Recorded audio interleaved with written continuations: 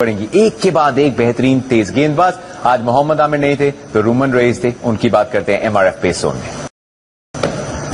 इतना मौका नहीं मिलता, उसके बावजूद भी आप इतने गेंदबाज पैदा करते हो। हालात उनके अच्छे नहीं है, बाहर जाके खेल रहे हैं और बच्चों का कोई गलती नहीं है जो वहां के नौजवान बच्चे बढ़ रहे हैं। तो शायद ये चीज उन नौजवान बच्चों के लिए एक मोटिवेशन बन जाएगी।